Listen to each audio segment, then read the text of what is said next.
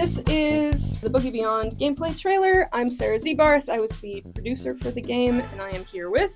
I'm Peyton S. I am the game lead. Oh, I'm Eric Gritzmacher, narrative lead. I'm Nick King. I am one of the art managers and level designer. I'm Garrett Brown, and I was the lead programmer. So we wanted to make sure that the player, right off the jump, had a feeling of what was going on and why they had to engage, and also kind of get them used to the VR mechanics as well.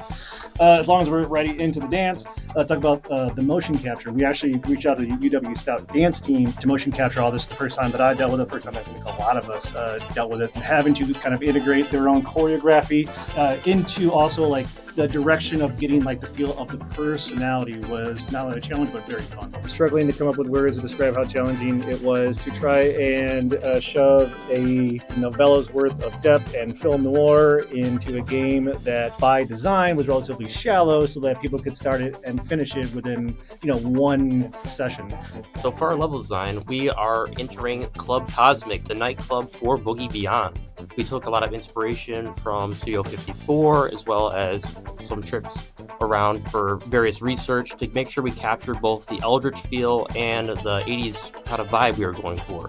We're trying to go for the idea that disco never dies, and as you go further back in the club, it kind of dates itself going from the earlier 80s back to the further 70s as you progress into the game. And further, that explains through our models as we kind of use a corrupted Eldritch influence on a lot of classic attire. A lot of the biggest struggle, I would say, that comes with the level was making sure that it captured the feeling that we're going for of having this Beyond style nightclub. Also make it feel grounded enough for the player to actually explore.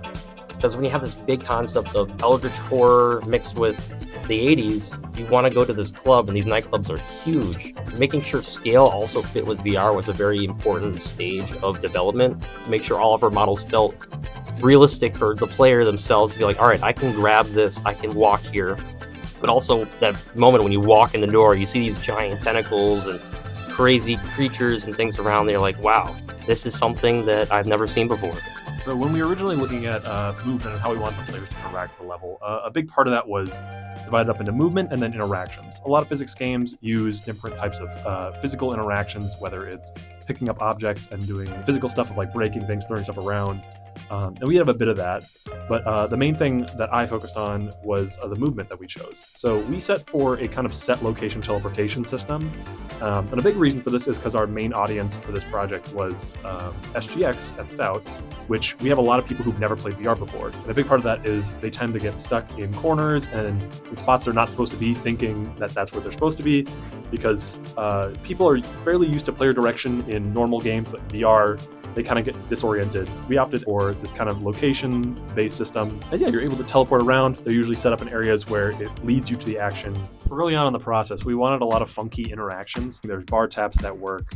There is a working slot machine, which if you see us at SGX, you can play and possibly win stuff with. One of the things someone joked about was we should be able to eat the cigarettes. Kind of the clubs in the 70s and 80s, a big part of it was smoking. We're we can't encourage smoking. So we're how do we include that? Imagine abyssal creatures, they don't know what humans do with cigarettes. And so on a whim, we added a little feature. So we opted for a handful of interactions like that. We also early on decided we wanted a kind of a narrative system. And as simple as the story is, it did teach us a lot about how VR can have some different challenges in terms of narrative gameplay. A thing you'll notice is the subtitles on screen.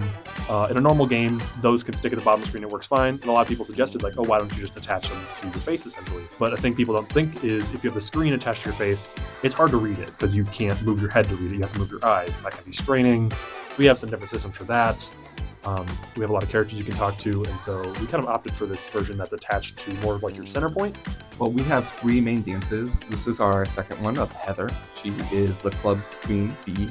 It all consists of mocap data from our local dance team here at UW-Stout. The biggest challenge was to actually get the player to dance to them. We went through multiple iterations of dance battles.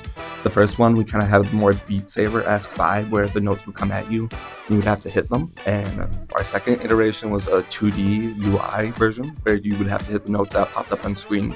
And then this is our final version where we're now using the velocity of the character.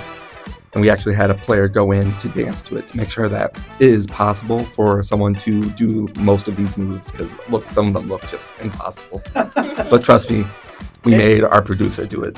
And Oh, yeah. I just gotta say, like, I love the kind of echo after image things that also act as a preemptive advice for whomever is dancing to know what is coming next while still having it be thematically appropriate. It's really great idea. The headset on a screen on your face gives players new interactions with the world and everything around it. So you never know how the player is going to truly react to like dancing.